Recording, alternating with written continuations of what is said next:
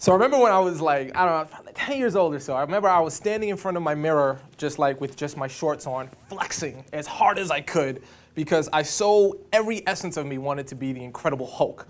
I don't know what your favorite superhero was when you were growing up, but for me, it was the Incredible Hulk. I think it was because like he was green, I was brown. It was the closest thing I had to a superhero. So I really like everything about me. Like I embodied the whole Bruce Banner, Incredible Hulk thing. In fact, my friends used to call me when I was a little kid, I had a temper, and I wasn't smart enough to know that's actually a bad idea to have a bad temper. But for me, it's like I was becoming the Incredible Hulk.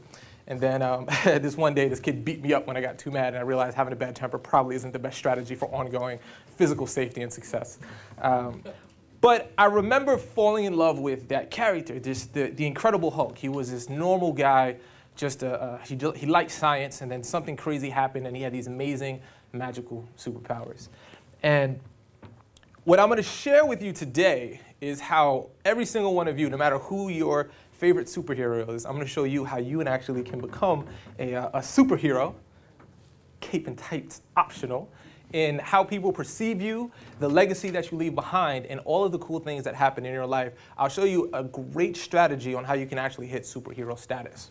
So before we go on to it, I just want to prove to you how powerful this idea of a origin story or a signature story is. So I'm not going to lead. I'm not going to say anything. I'm going to see if you guys can maybe help me out with this. So help me out with this. Here we go.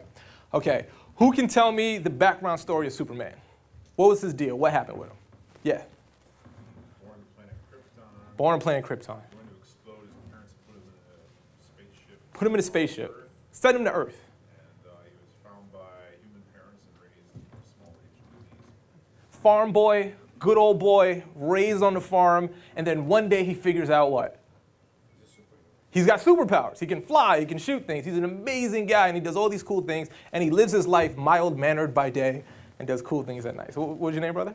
Steve. Everyone say, Steve, you are awesome. Steve, you are awesome. Thank you, Steve. All right, let's do the next one. Who can tell me the background? What's the signature story or the origin story of this guy right here? Who can tell me? Yeah, right here. Kind of a geeky kid photographer. Yep, geeky photographer. He ends up getting, I don't know the full story. I'm sorry, I've been biased by the movies, but That's fine. Mutant spider, I guess. Bit by a spider. And all of a sudden, he finds out that he has powers, and he wants to apply those powers to the good for his community and for the world. Now, now this is the thing. Now I'm really going into my Marvel geeks here, so be proud of it. By the way, I love it. I know some of you love it, but you don't want to admit how geeky your card collection with the binder and the all cards go and the different versions of the cards go. Just bear with me on this one. Was he, as soon as he found he had superpowers, did he say, yo, I'm definitely going to go out and be a superhero? Is that what happened? Or did something happen in his life that actually made him become a superhero? Right, exactly. Someone said it over here. I don't know who said it. Who was it? It said killed. Who was it? What's your name again? Amanda. Oh, it's Amanda. Okay, I can't see with the darkness. So everyone say, Amanda, you're awesome. You are awesome, Amanda. So here's what happened. If you don't know the background of Spider-Man, he basically became super powerful and strong. He actually became like a wrestler and was just making money doing it and just didn't really care about it. And he had the opportunity to stop this criminal who was robbing a store. And he chose not to because he's like, yo, it's not my responsibility. Criminal runs away, and that same criminal actually kills his Uncle Ben. And from that moment on, he becomes a masked crusader, actually because of his wrestling or whatever. So it's like, you ever see those like masked wrestlers? That's actually how Spider-Man got his mask. So he decides that he'll never let something like that happen again, dedicates his life to fighting crime. Really cool. So we'll do one more. Who can tell me how this guy got started? Who knows the story? Do you know, who is this? Am I knowing? Batman, right. Do we know the Batman? You can use any movie plot you want. They're all accurate, by the way, if you don't know the actual comic books. Right? Who can tell me about him? Parents were killed. Okay? Now, here's what's cool about Batman. This is probably one of the reasons why Batman is probably one of the most well-liked superheroes. He has no superpowers. He's a regular dude. Regular guy, just happens to kick a lot of butt. He's got utility belts. He's really rich. He's a billionaire playboy. But the background story of Batman is very simple. Billionaire playboy has access to all these amazing gadgets and tools and all this stuff. His parents get killed. Because of that, like, he hates crime. He hates the people that happened. He just goes, that's it. I'm going to dedicate my life to something good, something bigger than me. So he takes his playboy ways, and that's the front that he has during the day. But at night, he literally makes Gotham a better place. Okay? Now, I'm going to go into interesting points, and I think that for my folks who don't want to admit their geekhood, I'm a geek, so I'm okay with it. I bet this audience will be able to tell me some of these signature stories that you have repeated the stories about these people, and you may not even realize this is their story. This is their origin story, their signature story. So let's take a try. What do you know about this person? Who is this? J.K. Rowling. What's the story about how she wrote the book? Yeah, right. So she was on welfare, and she had her last dime left, and she had this manuscript that she had written. And when she was on the welfare line, she decided she was going to do things differently and submitted it and became, I think she's the first billionaire author. Does anyone know if that's correct or not? Right, first billionaire author. So she had this story, she had this idea, and she was at her last moment. So when people talk about J.K. Rowling, you'll always inevitably hear someone say, if they're talking about her, hey, did you know she was on welfare before she wrote the book? Did you know, like, da, da, da, da? So there's an interesting story behind it. All right, let's try this one. Let's see if you know who this is. Who's that? Robert Kiyosaki. What is the essence of the Rich Dad, Poor Dad philosophy? Has anyone read the book Rich Dad, Poor Dad? Has anyone ever seen a book before? All right, we're all in the right place. You guys don't got to be scared of me. I like you guys. Rich Dad, Poor Dad. Who's read Rich Dad, Poor Dad? What's the background of Rich Dad, Poor Dad? Yeah, in the back right here. Instead of working for money, make money work for you. But what does Rich Dad, Poor Dad mean? What does that mean? So he had his biological father who worked for the Hawaii Department of Education. Correct. Good job. Yep. But never had any money, always was in debt, couldn't go anywhere. But his best friend's father Right. lived very differently. And that was his mentor, taught him how to make money work for you. So he Perfect. had Rich Dad before that. Yeah, so exactly. So here's how Rich Dad works. Exactly, and I could tell by the voice, was that Rob? Thank you. Everyone say, Rob, you are awesome. So that's exactly what he said. There's this regular Joe, nothing special about him. He's got a dad that taught him, go to work, go to school, get a good education, get a good job, and he was broke, he was poor. He had a rich dad who taught him about investing and making money work for you. And he took those philosophies from his rich dad and put it into that little book right there, which has made him a ton of money. Okay? We'll do one more. Who is that? Steve Jobs, right? So Steve Jobs, we all know the story about he was just this college student that dropped out and he lived in his friend's dorm room on the floor, and he decided that him and Steve Wozniak, they're gonna start this big old company, but they started out in their they started out in a garage, and it was just these people trying to be rebellious, and it grew into the wealthiest, best, most profitable company that ever existed. So all of these people have what's called an origin story or a signature story that all of you have heard of, that you probably, if you know who they were, you've repeated it at some point in your life to someone else. It's a story that you can easily tell someone about or that connects you to them on a deeper level. And on a cool level, it's not just people this applies to. It applies to companies as well. I think the legend of Zappos customer service precedes anything. Like, there's a lot of people who's not exactly sure what Zappos actually sells. Like, what exactly do they sell? But I remember that my friend wanted to buy this thing, and they wrote this thing, and they did that thing, and like, there's all these amazing customer service stories about how awesome Zappos is. So they have kind of a signature story as well. You know, like a customer wanted X, and they didn't sell X, but they sent it anyway to them. It's amazing stories that make you connected to the brand, that make you connected to the person, and here's the key word. It makes you, well, I don't want to say key word, but here's the key phrase. It makes you see yourself in them. That is the essence of every great signature story. That's the way you get people to talk about you way beyond you actually having to tell your story. This is how people start spreading myths about you, legends about you. This is how you live greater than yourself. But most importantly, what's so great about these stories is it connects you to people.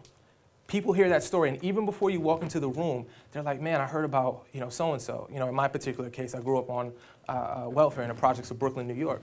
I got friends that have been in jail, friends that have been killed, friends that, if I would have followed, I probably would have been in the exact same situation as them.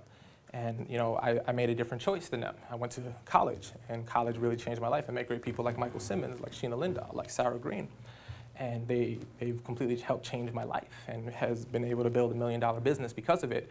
And it's not necessarily because I'm amazing or talented or anything. It's that there was these things that happened. Now, that story may or may not precede me. But if you cultivate an origin story correctly, it will. And for the schools, and a lot of you may not have any idea who I am, I spend a lot of my time speaking at colleges, freshman orientation programs, gear up programs, helping inner city youth and low income youth kind of get a step up in life. And I spend a lot of time traveling and speaking to these folks. That story precedes me to those groups. So for me, my audience, they have a little bit of an idea of who I am before I come in. And that's so important because literally half of the work of having someone relate to you is done if someone has a story of who you are. Here's the crux of it, why this signature story, why this origin story is so important. I want you to get this. And if you've already experienced this, you're going to nod your head as I say it. And if you haven't experienced it yet, hopefully when you get to this point, you'll know what I'm talking about. If you've experienced any type of success, people will hate you because of it. It's just how it happens. If you make money, they're going to hate you because of it. And the more successful you become, by the way, the more people will think you were born with a silver spoon in your mouth. You were just lucky. He made that happen, lucky. Or he had a friend, you know his uncle gave him that money, so like if he ain't had that, he never would have been successful, right? Like people just will hate on you as much as possible. And you will notice this, right? So the more success that you have, the more people actually will dislike you. Your origin story or your signature story is what actually takes that hate and turns it into connection and inspiration to those people. Here's what an origin story will do for you. Any story, this story will humanize you. So the more successful you become, if you can say, oh man, but did you hear about how like Tony Hsieh made all this money, but he didn't take a salary and he gave it all back, it humanizes him. It makes him a better person. Makes us connect with you, okay? And we see ourselves in you. Wow, you started out with nothing and you made something happen. Like, you know, I got nothing right now. Maybe one day I could get something just like you. Now, that doesn't have to be what your story is, but that's how it can happen. And your success makes you unreachable as a superhero, but your origin story makes you, and this is the key word that will completely change your life. If you ever want to know how to make more friends, how to connect with people, here's all you need to know. People like people who are just like them. The more you can build out elements of that, and if you want a super secret ninja bonus,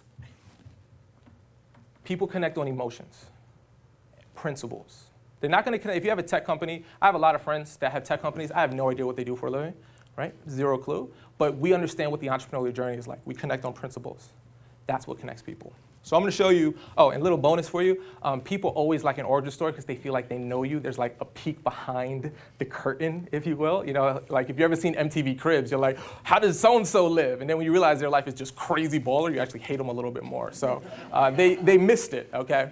So let me show you in my last few minutes here how you create your origin story so that as you rise and as you become more successful, you'll have more friends, more connections. Your legend will precede you. And after you pass this earth, which we all will, your legend will be infinite. You'll live on forever. Number one, you have to start out average. You have to start out weak, just like everyone else, not special. Now, some people say, but I was born in $1 million family. That doesn't mean you still can't use this formula. Here's what you say in that particular case. It was horrible trying to live up to my father's shadow. My dad was so wealthy. Everyone had so many expectations of me. I had to make sure that I did something. That expectation was so great. People can relate to that emotion, not to the fact that you grew up in the wealthiest city in the country. We all have the emotions that we can connect to. You have to start out as a normal, average person, and you have to have something magical that makes you say, I'm going to do it. That's called the turning point. Every superhero has a turning point. There's something that happens in their life, an accident, a decision, a loss, a pain, a joy. You have to have some turning point where you take what was once a mess and you have your turning point, and that turning point puts you on what we call a mission.